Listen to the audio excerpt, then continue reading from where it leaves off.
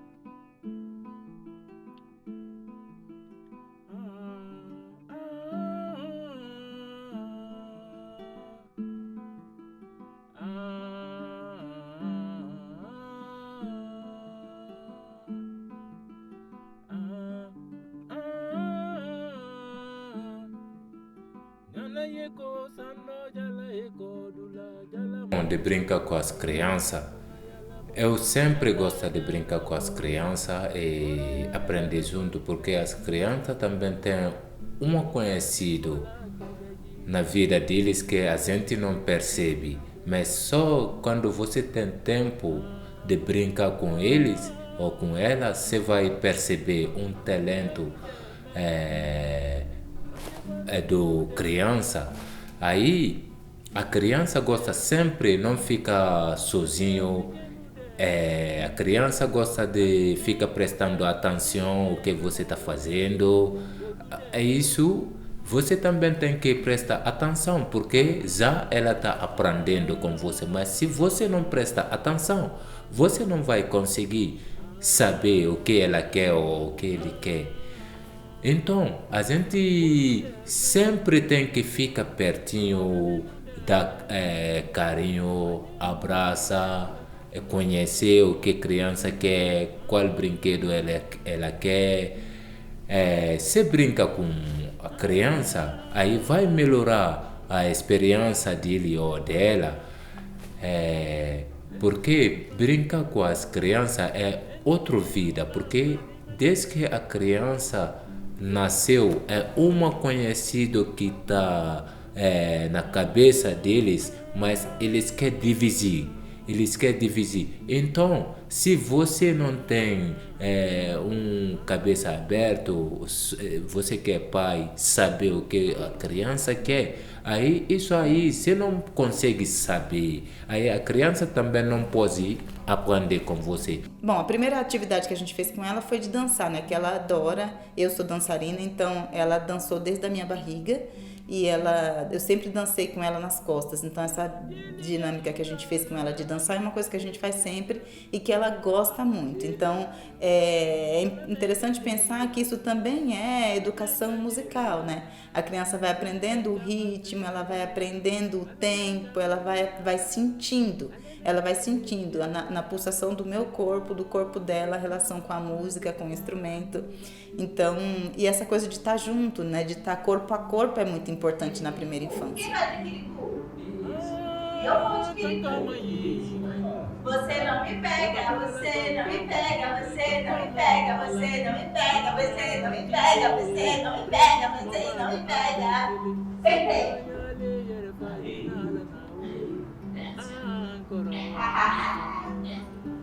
Como é que é? Como é que é?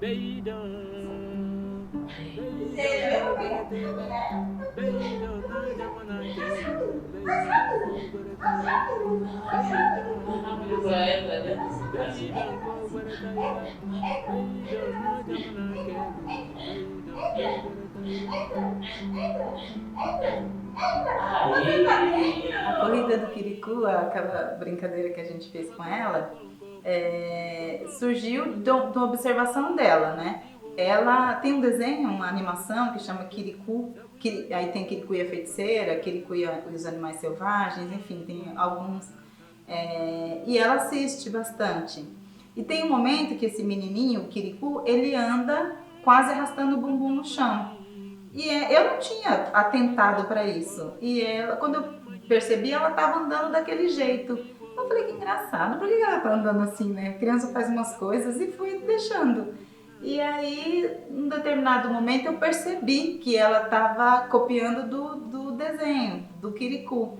E eu, né, como educadora, dançarina, enfim, uma pessoa que valoriza muito o aprendizado a partir do corpo, eu percebo que nessa faixa etária, ela está com 2 anos, enfim, tem crianças que começam a desfraldar com 2 anos, 2 anos e pouco. Esse período é um período em que a criança está desenvolvendo, né, a consciência corporal e a percepção do seu corpo e do que ela pode fazer com o corpo.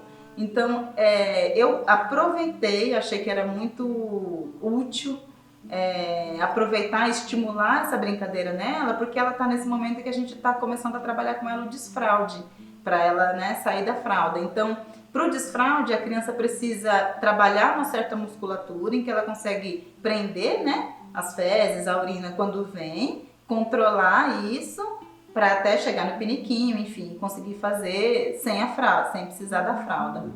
2, 3, 4, 5, Forte, 6, forte. 7, 8, 9, 10. Agora quer dizer que contar?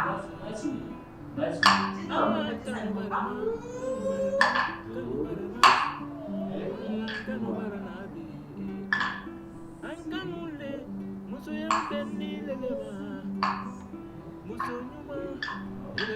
Agora, voz alta.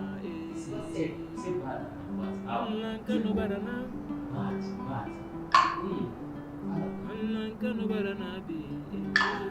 Aí. Vai. Até 10.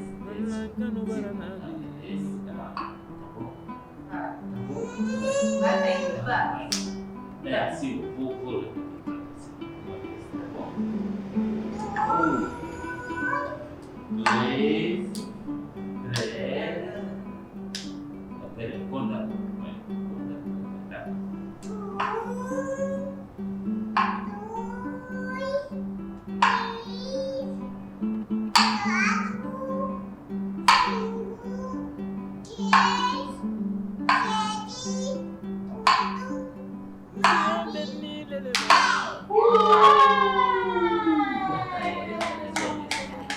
A brincadeira com o pilão, ela trabalha várias coisas e é muito simples de fazer, né? Você pode fazer com o pilão propriamente dito ou até com outras coisas, qualquer objeto que você possa, né, bater uma madeirinha, que a criança possa colocar dentro de um copo, por exemplo, e fora, é o mesmo princípio do que a gente fez ali.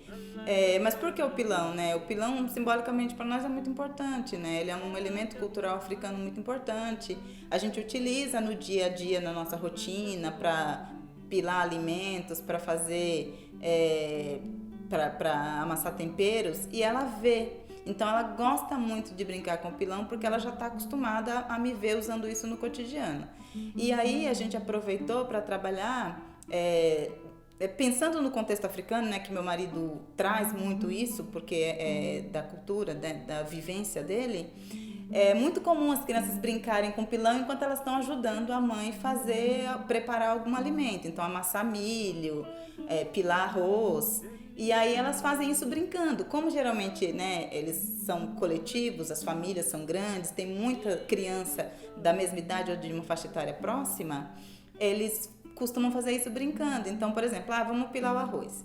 Aí tem 4 crianças para fazer isso. Então tá bom, a gente vai fazendo. Eu dou 10 batidas, você mais 10, depois quando chegar em 10 é o outro, e eles vão fazendo isso. E eles fazem isso brincando, e eles cantam, e eles jogam para cima, bate palma e pega antes do pilão cair. Uma série de dinâmicas que eles vão desenvolvendo com esse movimento, essa atividade, né, do pilão. E aí a gente aproveitou isso com ela, a gente ensina ela a contar, né, então cada vez que ela bate, ela associa, né, então para o desenvolvimento motor é importante, a associação não é meramente o aprendizado dos números, da contagem, isso também ela aprendeu, mas ali ela desenvolve uma série de outras habilidades, além de conseguir contar até um determinado número que a gente estipula, ela conta até 10, até 15, mas o desenvolvimento motor, né, a inteligência espacial, a percepção do objeto, a percepção do tamanho que ela tem para colocar então a direção, a noção de direção, uma série de habilidades que ela está desenvolvendo ali nesse movimento. Considerando que ela é um bebê muito pequenininha, a gente adulto talvez subestime esse tipo de aprendizado, mas é o que é fundamental de desenvolver na criança nessa fase, porque eles estão se relacionando com o mundo e com as coisas, com os objetos pela primeira vez. Então eles estão também desenvolvendo, aprendendo, descobrindo o que é o corpo e o que ele pode fazer com o corpo. Então quanto mais a gente potencializar esse momento, mais inteligente a criança pode ser em todos os sentidos, né? Eu sou Fabiano Maranhão, um brincante, mestre em educação e pesquisador de práticas corporais, corporeidade negra e jogos e brincadeiras africanas e afro-brasileiras. Quando engravidamos, quando as mulheres engravidam, uma das primeiras perguntas que é feita é qual o sexo da criança, né? E essa pergunta ela vem carregada de um valor social muito forte, né? Porque a criança, quando chega ao mundo, dentro de uma relação dialógica entre humano e sociedade, ela é acolhida por esse mundo que nós adultos já habitamos. E muitas vezes essas perguntas, né, qual o sexo da criança, elas dizem mais respeito sobre a expectativa que nós adultos temos sobre elas do que elas mesmas, né? Não é por acaso que muitas mulheres ou muitas meninas recebem como brinquedo ou as brincadeiras destinado a um universo que socialmente é entendido como feminino, como bonecas, como panelinhas, como vassouras, né? E o oposto também é muito verdade. Os meninos recebendo carrinhos, bolas, aviões, arminhas, né? É estimulado para o cosmos, estimulado para o universo, e as meninas estimulada para o universo do confinamento. Quando se trata de casamentos interraciais, há uma dúvida, né, de como virá essa criança, né? Se essa criança vai puxar para o pai, vai puxar para a mãe, vai vir uma criança mais clara ou uma criança mais escura. E essa preocupação, na realidade, é uma projeção nossa enquanto adultos sobre essas crianças, na expectativa de que essa criança sofra menos violência, ou seja, num universo machista tende-se a acreditar que educar meninos seja mais fácil, e no universo machista tende-se a acreditar que uma criança não tão retinta possa sofrer menos violência. E as brincadeiras, elas se faz presente no dia a dia de diferentes maneiras, e é através delas que essa criança assimila os códigos e valores da sociedade. Tipo, menino não brinca disso, isso é coisa de menina ou isso é coisa de menino. Se você brincar com essa boneca, pode se tornar um viadinho, né? Expressões como essa que ela incide diretamente na construção das identidades, tanto do pertencimento étnico-racial, quanto a questão de gênero e como também a questão da sexualidade. Essa expressão surge, ela emerge da etimologia traditum, que significa transmissão de saberes, né? No campo dos jogos e brincadeiras e das manifestações tradicionais, dentro dela não incide somente a questão da ludicidade, como no pensamento ocidental e cartesiano do penso logo existo, compreende, né? Dentro do jogo, das brincadeiras e das manifestações de matriz africana, incide em si toda uma filosofia de vida, né, cujos valores civilizatórios se fazem presente, como circularidade, corporeidade, musicalidade, cooperativismo, religiosidade. E essas manifestações, esses valores civilizatórios presentes nas manifestações de matriz africana, como também nos jogos e brincadeiras, são elementos fundamentais para uma educação de corpo inteiro. Esses valores civilizatórios, organizados pela Isoilda, uma educadora, na década de 70, 80, ela reverbera nos dias de hoje e se faz necessário esse diálogo junto às diferentes organizações e instituições governamentais, né? Omitir ou negar a experimentação ou a vivência de tais manifestações dentro desses espaços institucionalizados é negar e omitir a existência da cultura negra e, consequentemente, da criança, do adolescente, do adulto negro dentro desse espaço. Uma forma da gente poder assimilar ou compreender tais manifestações nesses diferentes espaços é assimilar a criança, o adolescente, o adulto, o idoso de corpo inteiro, com tudo que o atravessa, né? É inegável, dentro da filosofia africana, a gente compreender a ancestralidade presente em nosso corpo, mas dentro dessa lógica dualista ou dicotômica, e que muitas vezes esse é o pensamento que impera as grandes instituições formais, né? A não compreensão resulta na negação dessa cosmovisão. Temos em 2003 a Lei 10.639, que institui a obrigatoriedade do ensino da história da África e cultura afro-brasileira nas escolas, né? Lei que foi atualizada em 2008 com a Lei 11.645, que além da cultura africana e afro-brasileira, também traz para essa roda a cultura indígena, né? E tais leis, que não começa de agora, né?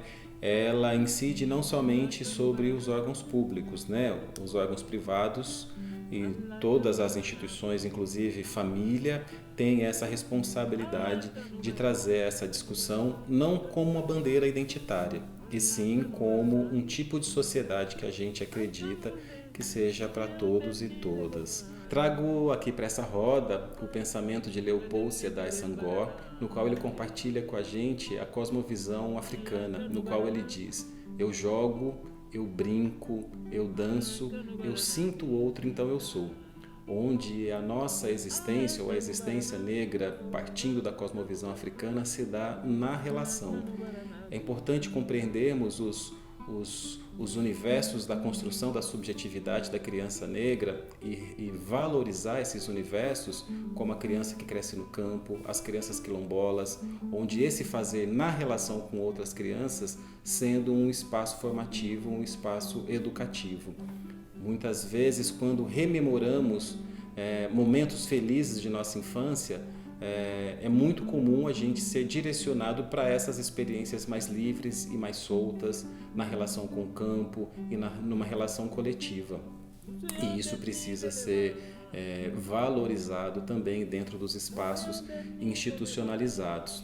Importante salientar que a responsabilidade de uma sociedade mais justa para todos e todas, ela perpassa também pela responsabilidade de todo cidadão, de toda cidadã. Somos todos e todas e todes educadores, né? Seja no âmbito formal ou não, mas a gente na relação com outras pessoas estamos o tempo todo aprendendo e ensinando. Então, pais, mães, tios, avós, qual a nossa responsabilidade para que a gente possa ter uma educação para uma sociedade que seja mais equânime ou mais justa para todos e todas, né? Pensando no campo da corporeidade, no campo do brinquedo, das brincadeiras, cabe a nós, todos nós, revisitarmos o tipo de brinquedo, de brincadeira que nós temos possibilitado para as pessoas que nos cercam. Qual livro, qual boneca, boneco, para quem a gente está presenteando essa boneca, esse boneco, essa bola, esse jogo estruturado, esse game, né? Quem são os personagens que estão nesse game, o que está por trás, quem faz. É importante a gente pensar em toda a estrutura e o que se ensina e o que se aprende através dessas experimentações. Tem um provérbio africano que diz que precisa de uma vila inteira, de um povoado inteiro para educar uma criança. Mesmo vivendo numa sociedade urbanizada ou não, faz-se necessário de uma tribo inteira, de uma comunidade inteira para educar a criança. Os diferentes territórios, as diferentes instituições, seja ela a família, espaço religioso, a rua, a escola, o parque, todas essas instituições têm a responsabilidade para uma educação que seja para todos e todas. Celui que busca, ele vai dormir. Vamos fazer Cati Jolie? Cati Jolie. Celui que busca, ele vai dormir.